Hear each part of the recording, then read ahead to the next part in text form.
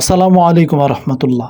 Viral মা ছেলে সম্পর্কে এমন কিছু কিছু আজব তথ্য বের হয়ে আসলো যেগুলো শুনলে আপনিও অবাক হবেন। দেখুন, সোশ্যাল মিডিয়াতে এ পর্যন্ত আমরা যাদেরকে মা ছেলে পরিচয়ে জেনে এসেছি তারা আসলে মা ছেলে না, তারা আসলে হাজব্যান্ড ওয়াইফ। সকল সত্য তথ্য ইনশাল্লাহ আজকের এই ভিডিওটিতে আপনাদের সামনে তুলে ধরার চেষ্টা করব। এই পর্যন্ত আমি দেখেছি বাংলাদেশের যতগুলো কাপল কিংবা হাজব্যান্ড ওয়াইফ কিংবা ভাই বোন ভাইরাল হয়েছে সবগুলোকে নিয়েই বাংলাদেশে এ পর্যন্ত নানান ট্রল কিংবা নানান আলোচনা এবং সমালোচনা করা হয়েছে। আসলে বাংলাদেশে পজিটিভের থেকে নেগেটিভ বেশি ছড়ায় এবং নেগেটিভ মানুষের কাছে বেশি পাত্তা পায়। আজ যদি আমি আপনাদের সামনে মিথ্যা তথ্য তুলে ধরতাম তাহলে হয়তো ভিডিওটা অনেক বেশি ভাইরাল হতো, অনেক মানুষ লাইক কমেন্ট শেয়ার সাবস্ক্রাইব এগুলো করতো। যেহেতু আমি সত্যতার সাথে সবসময় কাজ করার চেষ্টা করি, হয়তো আমার চ্যানেলে খুব একটা সাবস্ক্রাইব লাইক ভিউ এগুলো পড়ে না, আর পড়বেও না, এটাই স্বাভাবিক।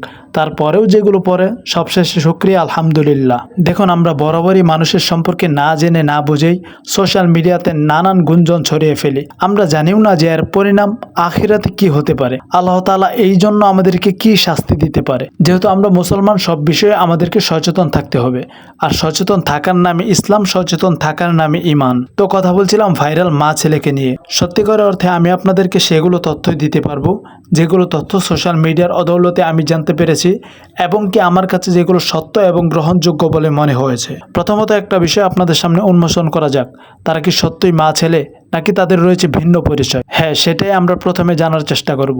তারা আসলে হাজব্যান্ড ওয়াইফ, কিন্তু মেয়েটির বয়স বেশি হওয়াতে আমরা তাদেরকে মা ছেলে বলেই জেনে ফেলেছি। আজও পর্যন্ত যারা সোশ্যাল মিডিয়াতে ফেসবুকে কিংবা সোশ্যাল মিডিয়ার বিভিন্ন সাইটগুলোতে তাদেরকে নিয়ে সমালোচনা করতেছে, তাদের উদ্দেশ্য করে একটা কথা বলি, কারো সম্বন্ধে না জেনে না বুঝে সমালোচনা করা মোটেও ঠিক না। মূলত আমরা ভিডিওতে যে মহিলাটিকে দেখতে পাচ্ছি কিংবা যে মহিলাটির ফটো দেখতে পাচ্ছি, সে মহিলাটির হাজব্যান্ড মারা গিয়েছে অনেক আগেই, গাড়ি দুর্ঘটনা কিংবা অন্য কোনোভাবে, কিন্তু তার দায়িত্ব নেওয়ার মতো তেমন কোনো মানুষ খুঁজে পাওয়া যাচ্ছিল না।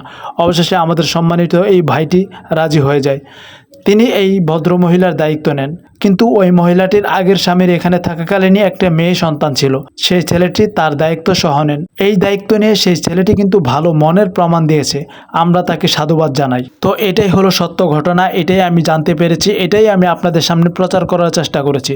আশা করি আপনারা এই কথাগুলো ভালোভাবে বুঝবেন এবং কি সত্যরা সবার সামনে প্রচার করার চেষ্টা করবেন। তো আজকের এই ভিডিওটি এই পর্যন্তই। জানি না ভিডিওটি আপনাদের কাছে কেমন লেগেছে।